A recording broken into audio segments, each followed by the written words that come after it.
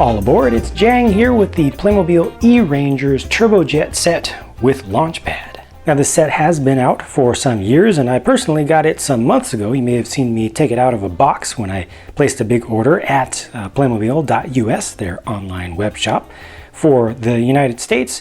But this is still available to purchase some places and I still had it, so I thought I would get caught up a little bit better and give you a proper review. First of all, this thing they call the Turbojet itself has some kind of retro styling to it. There's a lot of 1980s looking design here, or what looked futuristic in the 1980s. Maybe even a little bit of 1960s sci-fi as well. It's kind of looking like a two-door sporty station wagon kind of thing. It's interesting, and of course it doesn't have wheels, it has these turbojet pods supposedly, and this actually does take batteries, so you can put two AAA sized batteries in it on the underside, and by default nothing happens when you do that. Nothing happens whatsoever. On the Launchpad, and I'll show you how this gets removed in a minute, but on the Launchpad there is this energy module, which is basically a battery. You place that in the front here, so you open up the trunk or hood. I'm going to call it a hood in this case because some energy stuff goes in there, and you push this in, and when you push it in all the way, it's going to be a little bit difficult to see, but oh, there we go. You can see it's actually glowing. So that's a light that is going on the inside, so that's cool.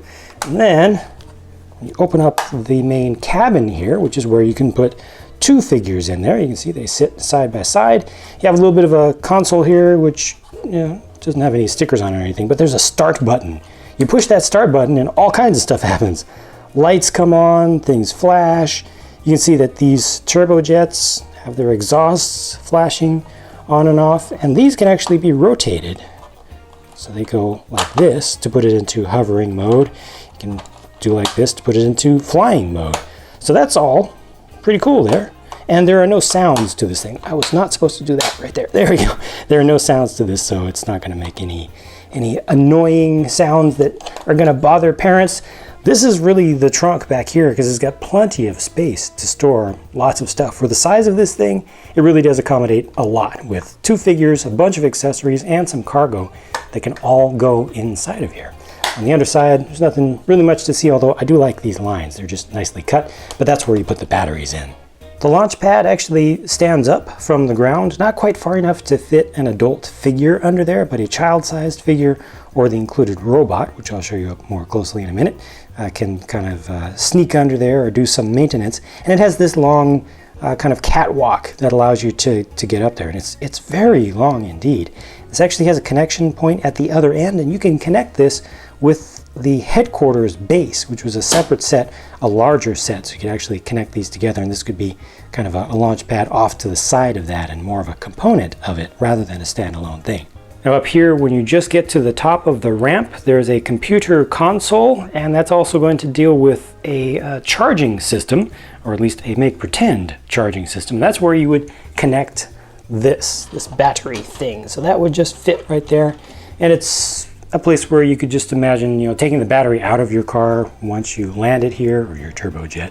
Once you land it here and then place it in there, it doesn't actually charge anything because there is no battery inside of this. The reason that this makes the car come alive or start to come alive and activates the battery system is that it has a little jumper on this side. So these metallic tabs are all connected and kind of works like a switch. So when you plug that into the vehicle or the craft, it actually completes the circuit. There's also an accessory here you could see as being something for charging or a probe for doing some diagnostics, downloading some data, doing some firmware updates to the vehicle or to the craft.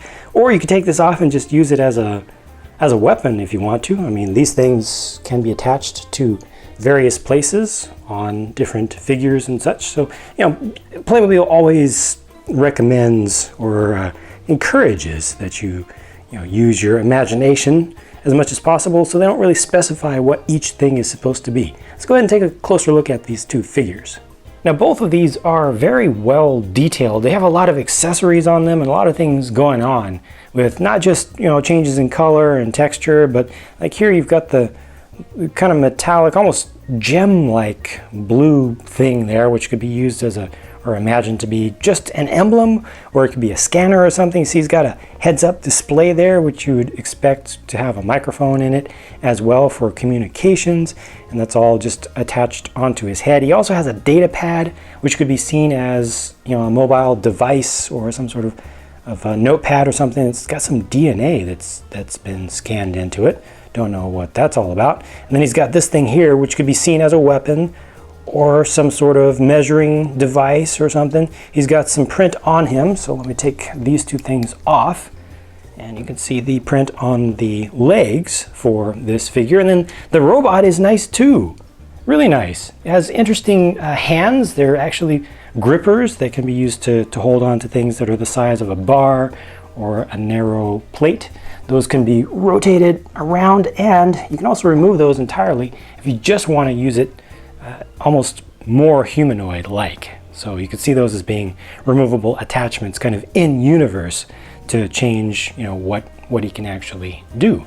It's just a cool looking thing. Nice print on the front, and around the backs of both of these you'll see some of those attachment points for the small silicone hoses like this.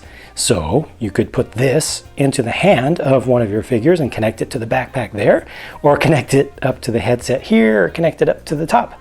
And there's a little bit more texture on the back. So like I said, just a lot of things that you can do. Plus one thing that I didn't show you is this additional thing that's included, another accessory, which can be seen as a weapon, like a taser perhaps, sort of thing. Or it can be used as a tool, some sort of sci-fi futuristic tool for working on your craft, or the Launchpad itself.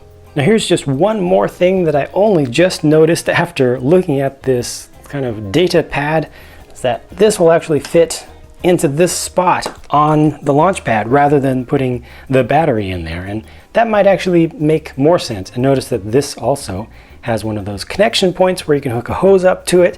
So you can, again, hook up this thing to that and really see this as being a diagnostic probe that is now going to have its output come up on the screen so you can read the data.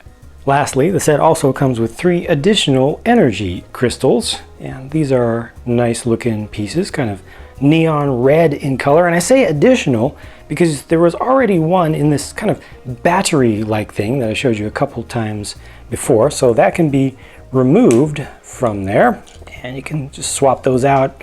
Imagine that some of them are charged, some of them are not, but there's actually an interesting hidden feature to this. If you close this up and try to put it into the car with no energy crystal inside, it won't work. The car won't start. It literally needs to have one of these in there. But how does that work? This is just a piece of plastic. It's not actually a crystal. Well, this is very clever. The jumper system back here actually works with a small circuit on the inside, and with that tab, you see that metallic tab right down the center that kind of looks like one of these? Well, that needs to be pushed down. If it's not pushed down by something of this size, it won't complete the circuit internally. So this is an additional kind of jumper that has to be considered and has to be part of the circuit. And on that little circuit board inside of there, you might see just a couple little squares, little rectangles, little white things off to the sides. Those are the 2 little LEDs that make this glow when you do have an energy crystal inside of there. So looks simple from the outside, works very simply, but it's very clever. And I think it really helps to enhance imaginative play with a real life kind of element. So yes, I do very much like this set, and I'm very sorry that it took me so long to get to it. A lot of the Future Planet stuff has kind of passed its prime, but knowing Playmobil, they may bring some of this stuff back, maybe with some different color schemes, but I definitely expect to see the Turbojet molds and the little robot and a lot of the accessories for quite some years to come. If you have any thoughts about this set that you would like to share, please feel free to leave a comment down below. I appreciate you watching, and I will try to bring you my next video as quickly as I can. Catch you later.